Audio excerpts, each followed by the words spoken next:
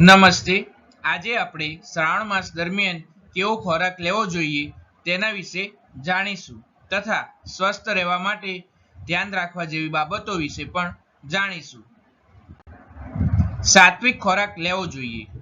ફળો ખાવા જોઈએ, જેમ કે કેરી પછીના ફળ જેમ કે સફરજન, દ્રાક્ષ, નાશપતી, પપૈયું લેવું જોઈએ.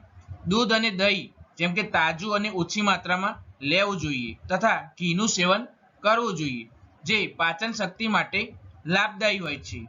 ભાત, મગની દાળ, સામો, મોરૈયો, લાપસી રોટી માટે ઘઉં કે રાજગીરાનો લોટ લેવો જોઈએ.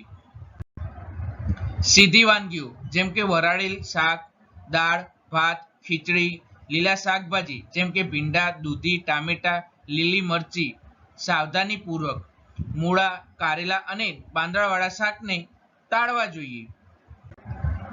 શ્રાવણમાં ટાળવા જેવા આહાર વિશે જાણીશું, જેમ કે માંસાહાર, માછલી, મટન, ઈંડા વગેરે સંપૂર્ણ વર્જિત હોય છે.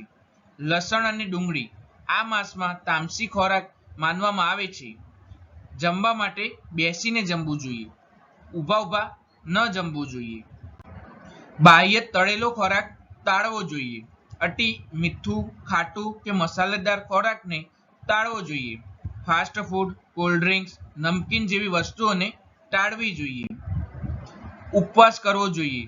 ઉપવાસ દરમિયાન ફળ આહાર લેવો જોઈએ, જેમ કે ફળ, સિંગ, સાબુદાણા અને મોરૈયું. શરીરમાં પાણીની ઓળખ ન થાય તે માટે પૂરતું પાણી પીવું જોઈએ. શાકભાજી સારી રીતે ધોઈને વાપરવા જોઈએ.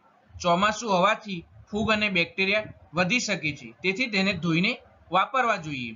હળદર, જીરું અને આદુ રોજના ખોરાકમાં સામેલ કરવા જોઈએ, જેનાથી વાયુ અને પાચન માટે ફાયદો થતો હોય છે. શ્રાવણ માસ માટે આયુર્વેદિક ઉપાય. આદુ અને મધ.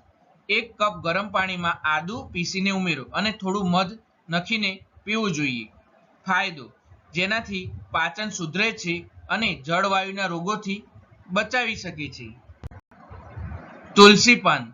દરરોજ ખાલી પેટે 3 થી 5 તુલસીના પાન ચાવવાથી રોગપ્રતિકારક શક્તિ વધે છે. શરીરમાં જામેલા તોફાનને દૂર કરે છે. ત્રિફળા ચૂર્ણ. રાતે સૂતા પહેલા 1 ચમચી ત્રિફળા પાવડર ગરમ પાણી સાથે લેવો જોઈએ, જેનાથી કબજિયાત અને પાચન તંત્ર માટે ઉત્તમ ગણવામાં આવે છે. જીરું અને હળદરનું પાણી. 1 કપ પાણીમાં અડધી ચમચી જીરું અને અડધી ચમચી હળદર ઉકાળીને પીવું જોઈએ, જેનાથી વાયુ, ઉધરસ અને ઠંડી માટે ફાયદો થતો હોય છે. અજમો અને શાકભાજીનો ઉપયોગ. શાકભાજી સાથે અજમો નાખવો જોઈએ અથવા 1 ચમચી અજમો ચાવીને ખાવો જોઈએ, જેનાથી વાયુ અને પેટના દુખાવામાં સહાયતા મળતી હોય છે. યોગ અને પ્રાણાયામ કરવા જોઈએ, જેમ કે કપાલભાતિ અને અનુલોમ વિલોમ પ્રાણાયામ. ધીરે બોલવું અને ઓછી વાણી વાપરવી જોઈએ.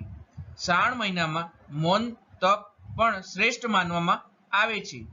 અડધી કલાક સૂર્યના પ્રકાશમાં બેસવું જોઈએ, જેનાથી વિટામિન ડી અને ચયાપચય માટે ઉપયોગી ગણાય છે.